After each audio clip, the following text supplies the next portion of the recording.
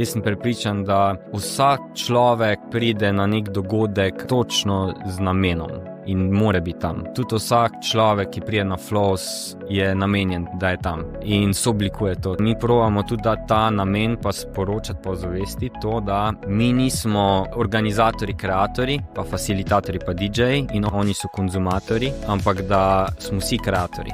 Pomeni, mi gremo iz konzumacije v ko-kreacijo. Nismo mi tisti, ki dajemo energijo in oni jemljajo, ampak da mi vsi dajemo in jemljemo. Vsak posameznik ima več možnosti, kakor si misli. Ne rabi biti en šaman, da drži en prostor. Vsak lahko drugemu drži prostor, že s tem, da sam drži pozornost in posluša nekoga. In to probamo dati v ta festival ko-kreacija in prevzemanje odgovornosti. Odgovornosti za svoje čustva, pa tudi mogoče odgovornost, da podpiramo en drugega.